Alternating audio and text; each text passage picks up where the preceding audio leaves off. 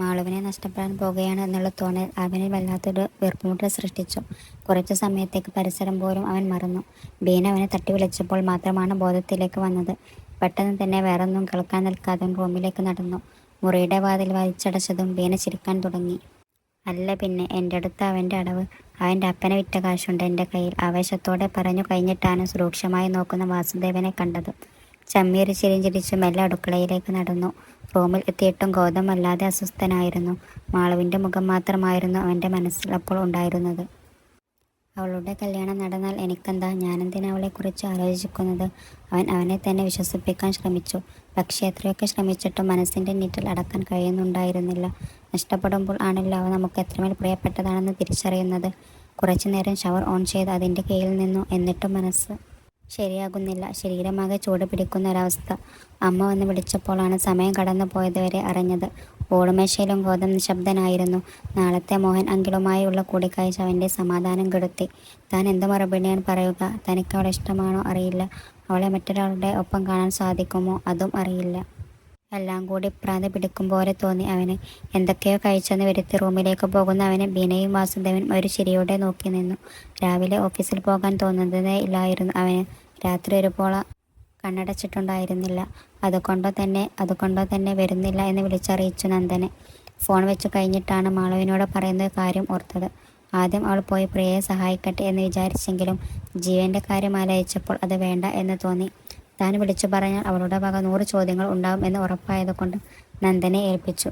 എന്തൊക്കെ ചെയ്തിട്ടും സമാധാനം കിട്ടാത്തതുപോലെ അവൻ ഗാർഡനിൽ ചെന്നിരുന്നു. സമയം കടന്നു പോകുന്നതൊന്നും അറിയുന്നുണ്ടായിരുന്നില്ല.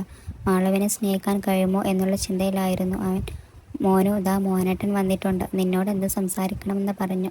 ബീന വന്നു പറഞ്ഞപ്പോഴാണ് ഇത്രയും നേരം താനിവിടെ ഇരിക്കുകയായിരുന്നു എന്ന് അറിഞ്ഞത്. അവൻ എഴുന്നേൽക്കാൻ തുടങ്ങുമ്പോഴേക്കും മോഹനും വാസുദേവനും കൂടെ അവിടേക്ക് വന്നു. മോഹൻ അവൻ്റെ അടുത്തേക്ക് ചെന്ന് തോളിൽ കൈയിട്ടിരുന്നു. ഞാൻ വന്നതെന്തിനാ എന്ന് മോന് മനസ്സിലായല്ലോ അല്ലേ? മാളുവിന് ഒരു ആലോചന വന്നിട്ടുണ്ട്, നടത്തിയേ പറ്റൂ എന്ന് മനീഷിന് വാശിയാ. പക്ഷെ അവളുടെ മനസ്സിൽ ആരാണെന്ന് ഞാൻ പറയാൻ തന്നെ അറിയാലോ. ഞാൻ ഇങ്ങോട്ട് വരുന്ന കാര്യം അവളോട് പറഞ്ഞിട്ടില്ല. നിന്റെ തീരുമാനമാണ് എനിക്കറിയേണ്ടത്. മോൻ്റെ സ്ഥലത്ത് മറ്റായിരുന്നു എങ്കിലും ഞാൻ വരില്ലായിരുന്നു. പക്ഷേ ഇവിടെ നിങ്ങൾ 2 പേരും ഞങ്ങളുടെ കുട്ടികളാണ്, മോഹൻ പറഞ്ഞു നിർത്തി. ഗൗതം ഒന്നും മിണ്ടാതെ കേട്ടിരിക്കുകയായിരുന്നു. അവൻ സംസാരിക്കുന്നില്ല എന്ന് കണ്ടിട്ട് മോഹന് വീണ്ടും പറഞ്ഞു തുടങ്ങി. മാളുവിൻ്റെ മനസ്സിൽ ഗൗതത്തിൻ്റെ മുഖം എത്ര ആഴത്തിൽ പതിഞ്ഞിട്ടുണ്ട് എന്ന് എനിക്കറിയാം. പക്ഷേ നിനക്കിഷ്ടമില്ലാത്തൊരു ജീവിതത്തിന് ആരും നിന്നെ നിർബന്ധിക്കില്ല ഗൗതം. മാളുവിനെ ഞാൻ പറഞ്ഞു മനസ്സിലാക്കിക്കോളാം, അതോർത്ത് മോൻ വിഷമിക്കേണ്ട. ഞാൻ ചെല്ലട്ടെ? എന്നാൽ മോഹൻ്റെ അവൻ്റെ തോളിൽ ഒന്നുകൂടി ചേർത്ത് പിടിച്ച ശേഷം എണീക്കാൻ തുടങ്ങി. ഗൗതം പെട്ടെന്ന് തന്നെ കൂടെ എണീറ്റ് മോഹൻ്റെ കയ്യിൽ പിടിച്ചു. കുറച്ച് സമയം കൂടി ഒന്നും മിണ്ടാതെ നിന്ന ശേഷം അവൻ പറഞ്ഞു തുടങ്ങി. അങ്കിൾ, എനിക്ക് മാളുവിനോട് ഇഷ്ടക്കേട് ഒന്നും ഇല്ല. എനിക്കറിയില്ല ഇതെങ്ങനെ പറയുന്നതെന്ന്. അങ്കിളിന് അറിയാമല്ലോ ശാലിനിയുടെ കാര്യം. ആ ഓർമ്മകളിൽ നിന്നും ഒരു പരിധി വരെ എന്നെ മാറ്റിയെടുത്തത് മാളുവാണ്. അവൾക്ക് എന്നോടുള്ള അതേ സ്നേഹം എനിക്ക് അവളോടുണ്ടോ എന്നറിയില്ല. വിവാഹത്തിന് എനിക്ക് സമ്മതമാണ്. പക്ഷേ എനിക്ക് കുറച്ച് സമയം വേണം, എല്ലാം കൂടി ഒന്ന് പൊരുത്തപ്പെടാൻ. മനസ്സിൽ ഉള്ളതെല്ലാം പറഞ്ഞു തീർത്ത ആശ്വാസത്തിൽ അവൻ നിന്നു. കേട്ടതിൻ്റെ ഞെട്ടലിൽ ആയിരുന്നു ബാക്കി എല്ലാവരും. അവൻ എത്ര വേഗം എല്ലാം തുറന്നു സമ്മതിക്കും എന്നും ആരും തന്നെ വിചാരിച്ചിരുന്നില്ല. മാളുവിനെ നഷ്ടപ്പെടുമോ എന്നുള്ള പേടിയാണ് അവനെക്കൊണ്ട് എല്ലാം പറയിച്ചതെന്ന് ബീനക്ക് മനസ്സിലായി. ഭാഗ്യം, ഇന്നത്തെ പ്ലാനിങ് സക്സസ് ആയി, അവർ ആശ്വാസത്തോടെ മനസ്സിൽ പറഞ്ഞു. ഗൗതമിന് വല്ലാത്ത ചമ്മൽ തോന്നി. ആദ്യമായിട്ടാണ് അവളോട് ഇഷ്ടം തുറന്നു സമ്മതിക്കുന്നത്. അങ്കിൾ ഞാൻ ഈ പറഞ്ഞതൊന്നും മാളുവിനോട് പറയല്ലേ, അവൻ ചമ്മലോടെ പറഞ്ഞു. മോഹൻ അവനെ സംശയത്തോടെ നോക്കി. അത് ഞാൻ തന്നെ പറഞ്ഞോളാം. അവളോട് ബാംഗ്ലൂർ എത്തിയിട്ട് അവൻ വെക്കി പറഞ്ഞു. മോഹൻ ചിരിയോടെ തലയാട്ടി. രാത്രിയിൽ പതിവിലും നേരത്തെ ഉറങ്ങാൻ കിടന്നു ഗൗതം. ദിവസങ്ങൾക്കു ശേഷം സമാധാനത്തോടെ ഒന്നുറങ്ങി. മറുവശത്ത് പക്ഷേ മാളു ഉറക്കം വരാതെ കിടക്കുമായിരുന്നു. ഗൗതമിന് എന്തു പറ്റിയോ ആവോ ഓഫീസിൽ വരാതിരിക്കാൻ. അങ്ങനെ ലീവ് എടുക്കാറേ ഇല്ല. വിളിച്ചു ചോദിച്ചാൽ ഒരിക്കലും സത്യം പറയില്ല, വഴക്കും കേൾക്കും. അതുകൊണ്ടാണ് ബീനാമ്മയെ വിളിച്ചു ചോദിച്ചത്. അവിടെയും കാര്യം അറിയില്ല. ഏട്ടൻ ഉള്ളതുകൊണ്ട് പോയി തിരക്കാനും വയ്യ. ബാംഗ്ലൂർ പോകുന്നതിന് തന്നെ ഒരു വഴക്ക് കഴിഞ്ഞതേ ഉള്ളൂ. ഗൗതമിൻ്റെ വിശ്വാസമാണെന്ന് അച്ഛൻ തറപ്പിച്ചു പറഞ്ഞതിൽ പിന്നെയാണ് ഒന്നടങ്ങിയത്. എൻ്റെ ദൈവമേ, നാളെ മുതൽ ആ പൊട്ടി എപ്പോഴും കൂടെ തന്നെ കാണുമല്ലോ. എല്ലാം നിന്റെ കയ്യിൽ ഏൽപ്പിക്കുക. കുട്ടിയും കൂടെയുള്ള കോയയും ഞങ്ങളുടെ വഴിയിൽ നിന്നും എത്രയും പെട്ടെന്ന് ഓടിച്ചിടണമേ, അവൾ പ്രാർത്ഥിച്ചു കിടന്നു. വേഗത്തിൽ ചെക്കിൻ ഏരിയയിലേക്ക് നടക്കുകയായിരുന്നു മോളു. ഇന്നും ലേറ്റായി. നേരത്തെ എത്തി കാത്തിരിക്കണം എന്ന് വിചാരിച്ചതാ.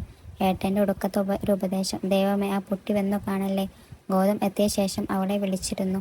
എന്നാൽ മാളവിൻ്റെ എല്ലാ പ്രതീക്ഷയും തെറ്റിച്ചുകൊണ്ട് പ്രിയ ഏറ്റവും ആദ്യം തന്നെ എത്തിയിരുന്നു. ഗൗതത്തിനോട് ഓരോന്ന് പറഞ്ഞ് ചിരിക്കുന്ന പ്രിയയെ അവൾ ദൂരെ നിന്ന് കണ്ടു. അവൾ പിറുപിറുത്തുകൊണ്ട് അവരുടെ അടുത്തേക്ക് നടന്നു. എന്തോ പറഞ്ഞ് തിരിഞ്ഞപ്പോഴാണ് ഒറ്റക്ക് സംസാരിച്ചു കൊണ്ട് നടന്നു വരുന്ന മാളവിനെ ഗൗതം കാണുന്നത്. കുറച്ചു നേരം അവളെ തന്നെ നോക്കി നിന്നു അവൻ. ഇതുവരെയും തോന്നാത്തൊരാകർഷണീയത അവൾക്കുണ്ടെന്ന് തോന്നി അവന്. കണ്ണുകൾ അവളിൽ നിന്ന് മാറ്റാൻ സാധിക്കാത്തതുപോലെ. ചിലപ്പോൾ തൻ്റെ പെണ്ണാണെന്ന് തിരിച്ചറിഞ്ഞത് കൊണ്ടാവാം, അവൻ ചിരിയോടെ ഓർത്തു. ഗൗതം നോക്കുന്നത് കണ്ടിട്ടാണ് പ്രിയ മാളുവിനെ ശ്രദ്ധിക്കുന്നത്. തനിയെ സംസാരിച്ചു കൊണ്ട് വരുന്ന അവളെ കണ്ടതും സ്ഥായിഭാവമായ പുച്ഛം മുഖത്ത് വിരിഞ്ഞു. എന്താണ് മാളവിക ഇത്? തനിക്ക് ഇത്തിരിയെങ്കിലും റെസ്പോൺസിബിലിറ്റി കാണിച്ചൂടെ? എത്രമാത്രം ലേറ്റായെന്നറിയുമോ? ഇപ്പോൾ തന്നെ? അതോ തനിക്ക് തോന്നുന്നതനുസരിച്ച് മാത്രമേ ചെയ്യാറുള്ളൂ? പ്രിയ അവൾ അടുത്തെത്തിയതും അവളുടെ നേരെ ദേഷ്യപ്പെടാൻ തുടങ്ങി. ഉച്ചത്തിൽ ഉള്ള ശബ്ദം കേട്ടിട്ടാകണം ആളുകളൊക്കെ അവരെ തന്നെ ശ്രദ്ധിക്കാൻ തുടങ്ങി. മാളുവിന് വല്ലാത്ത നാണക്കേട് തോന്നി. ഒരു നിമിഷം അവൾ തല കുനിച്ചു നിന്നു. സോറി പറയാൻ തുടങ്ങിയപ്പോഴേക്ക് ഗൗതമിൻ്റെ ശബ്ദം അവിടെ മുഴങ്ങിക്കേട്ടു. ഇനഫ് പ്രിയ, എൻ്റെ എംപ്ലോയീസിന് നേരെ ഇതുപോലെ സംസാരിക്കാൻ ഞാൻ ആർക്കും അധികാരം കൊടുത്തിട്ടില്ല. അവർക്ക് പണിഷ്മെൻറ്റ് കൊടുക്കാനും ഷൗട്ട് ചെയ്യാനും എനിക്ക് മാത്രമേ അധികാരമുള്ളൂ. ഞാൻ പറഞ്ഞു വരുന്നത് പ്രിയക്ക് മനസ്സിലായി എന്ന് തോന്നുന്നു, അവൻ ഉറച്ച ശബ്ദത്തിൽ പറഞ്ഞു. കേട്ടത് വിശ്വസിക്കാൻ കഴിയാത്ത സന്തോഷത്തിൽ ആയിരുന്നു മാളു. എന്നെ സപ്പോർട്ട് ചെയ്ത് സംസാരിക്കാനോ? അങ്ങനെ വരാൻ വഴിയില്ലല്ലോ. കേട്ടതിൻ്റെ കുഴപ്പമാണോ എന്നറിയാതെ ഒരു നിമിഷം അവൾ നിന്നു. ദേഷ്യം കൊണ്ട് ചുമന്നിരിക്കുന്ന പ്രിയയെ കണ്ടപ്പോഴാണ് വിശ്വാസമായത്. സന്തോഷം കാരണം ചിരി അടക്കാൻ പറ്റുന്നുണ്ടായിരുന്നില്ല മാളുവിന്.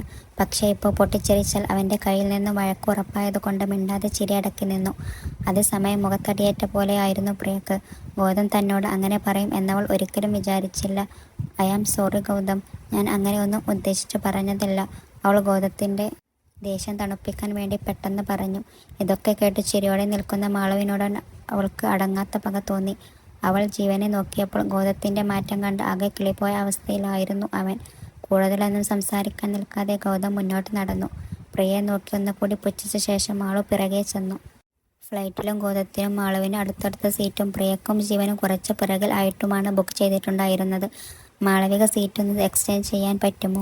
താൻ ജീവൻ്റെ അടുത്തിരിക്കുകയാണെങ്കിൽ എനിക്കും ഗൗതത്തിനും കൂടി പ്രൊജക്റ്റിൻ്റെ കുറച്ച് കാര്യങ്ങൾ ഡിസ്കസ് ചെയ്യാമായിരുന്നു. വന്ന ദേഷ്യമൊക്കെ ഒരു ചിരി കൊണ്ട് മറച്ചു പരമാവധി സംയമനത്തോടെ പ്രിയ ചോദിച്ചു. മാളു ആകെ പെട്ടുപോയി.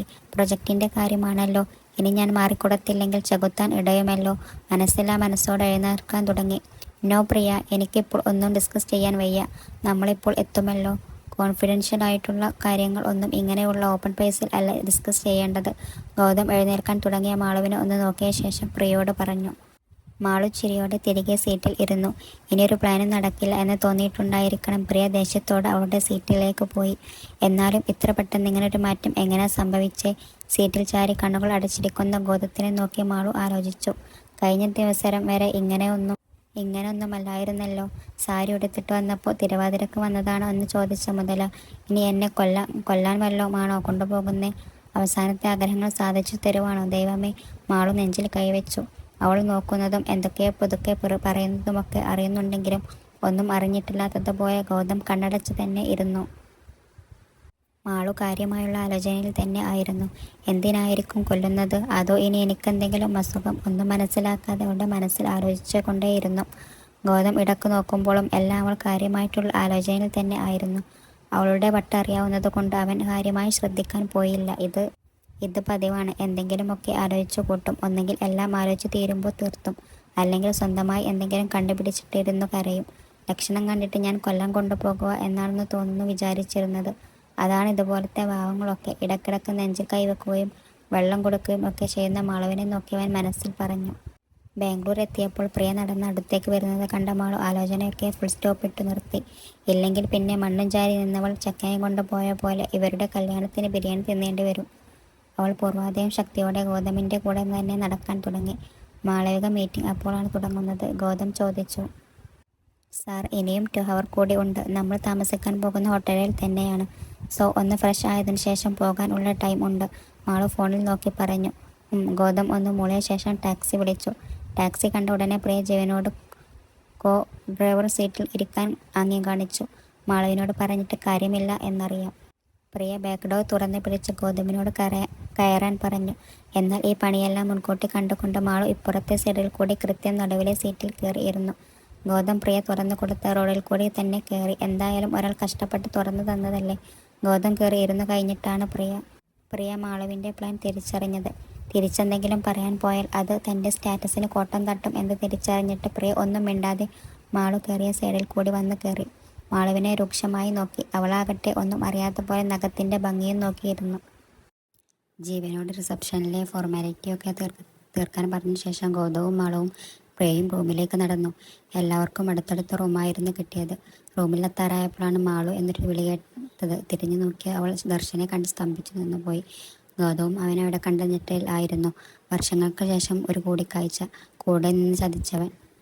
പബ്ലിക് പ്ലേസ് ആയിരുന്നത് കാരണം ഗൗതം സ്വയം നിയന്ത്രിച്ചു. നിങ്ങളെന്താ ഇവിടെ? അടുത്തേക്ക് നടന്നു വന്ന് ദർശനെ നോക്കി മാളു ഈർഷ്യയോടെ ചോദിച്ചു.